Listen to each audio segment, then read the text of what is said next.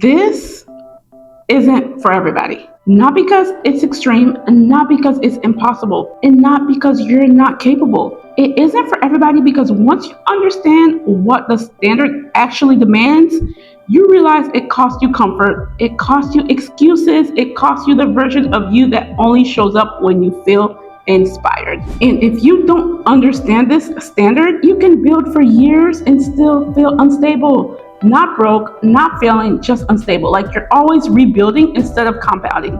Welcome to Lane to Wealth. I'm Claudie. I'm a businesswoman. I build across different wealth lanes and I study capital behavior. I pay attention to patterns, not just money, because money is not the main issue for most people. The main issue is standard. This video will teach you 3 things.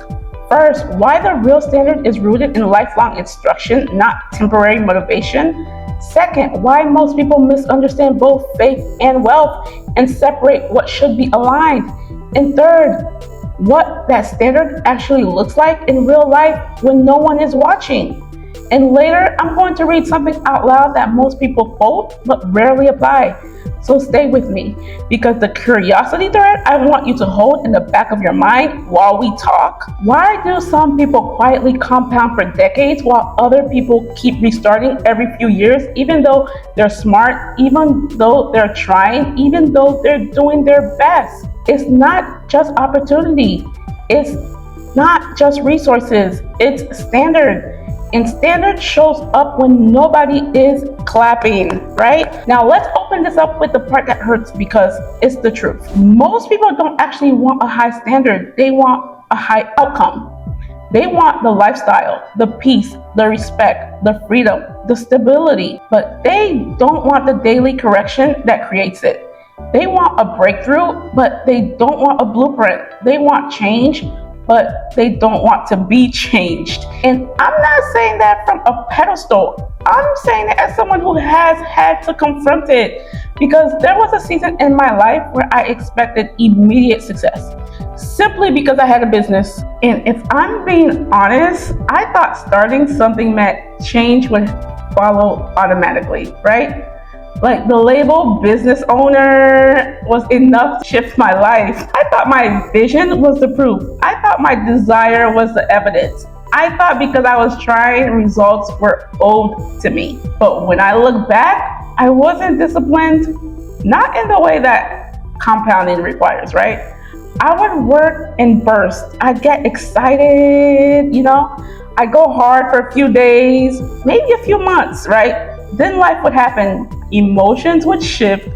I'd lose consistency. And then I'd come back later trying to restart momentum again.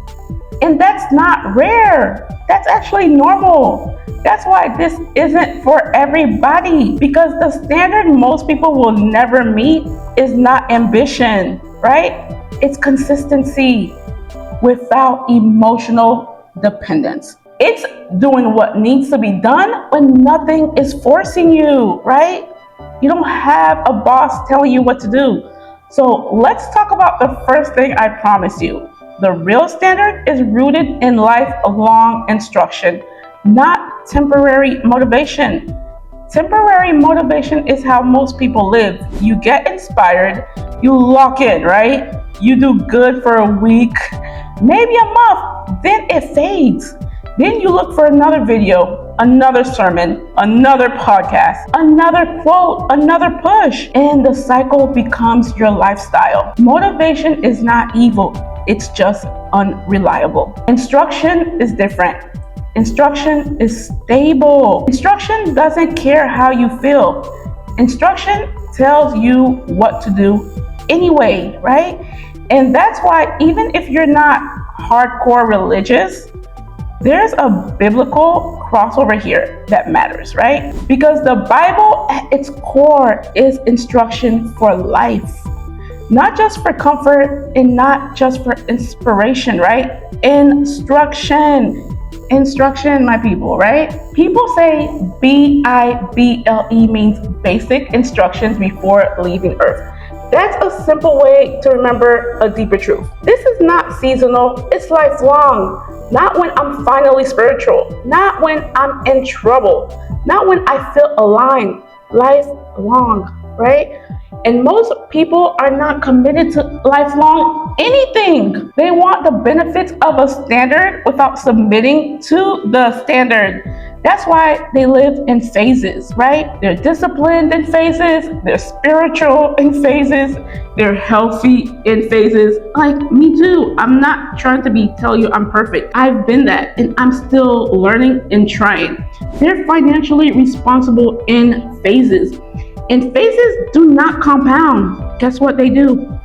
They restart. This is where I want to give you a mirror, because this is the part that makes people either stay or click off. Seasonal living looks like this. You make a plan when you feel tired of your life. You start tracking when you feel guilty, right? And then you start praying seriously, right? When things get scary. And you start budgeting after you overspend. And then you start focusing after you lose time. So your entire life becomes what? Reactive. And reactive people can still improve, but it's slow, painful, and inconsistent because you keep letting life lead you. The standard is proactive. The standard corrects itself before crisis. The standard doesn't wait until it feels urgent. And that's why this isn't for everybody. Because most people don't want to be corrected when everything seems fine. They really don't, unfortunately. So let me ask you something that's uncomfortable but clean. If someone audited your last 30 days, would your habits prove what you claim you're building? Not your intentions, not your dreams, your habits. Because the standard is not what you say you want, the standard is what you repeatedly do, right? Now, let's move into the second thing I promised, right? Okay.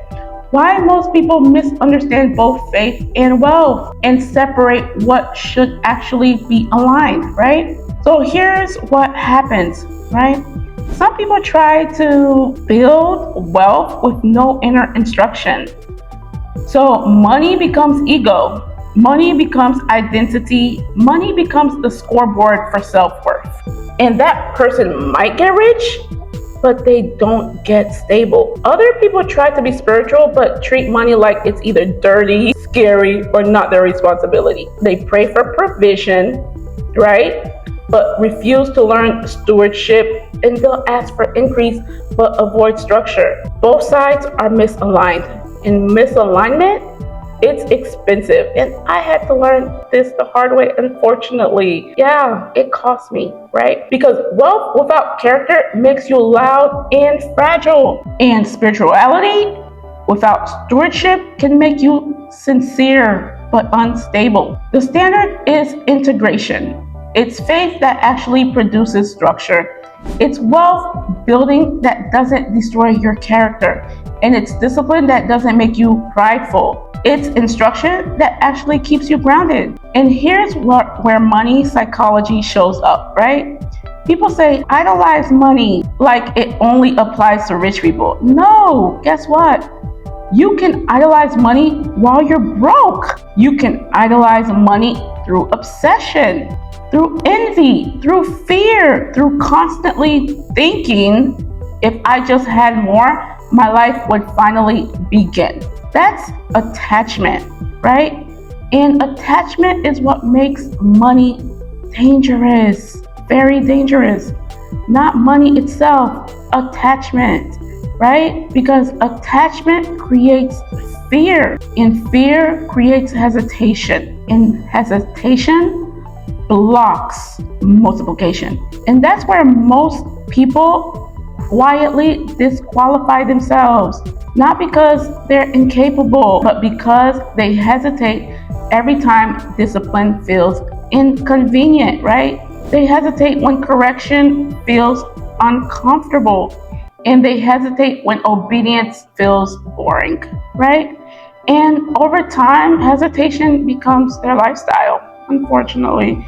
Not dramatic failure, right? Not collapse, right? Just subtle drift.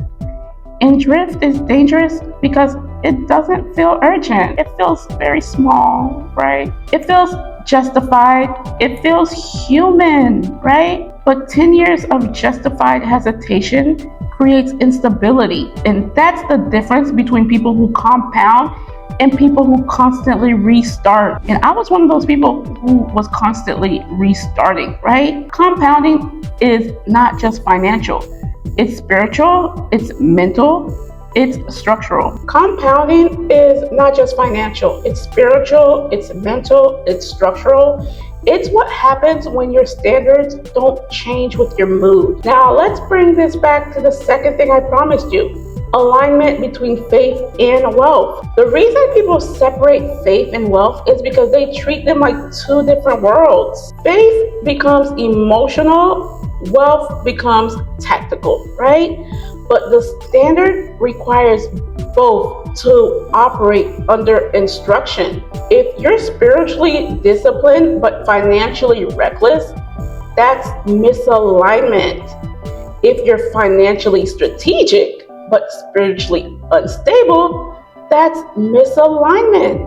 And misalignment creates internal tension. You might even look spiritual, but you won't feel stable, right? Because deep down, you know parts of you are disconnected. The standard most people will never meet is integration, not perfection. Integration. The same discipline you bring to prayer, you bring to planning. The same humility you bring to scripture, you bring to money. And the same obedience you bring to faith, you bring to structure, right? And that is rare because most people compartmentalize. They behave one way in church, another way in business, and another way in private, right? But the standard requires consistency across all rooms, across seasons, across emotions. And that's heavy because it means you can't hide behind inspiration. You can't hide behind talent, and you cannot hide behind intention. You have to live in alignment daily. Let me take this even deeper. The reason this isn't for everybody is because the standard demands correction before crisis. Most people only change when something breaks.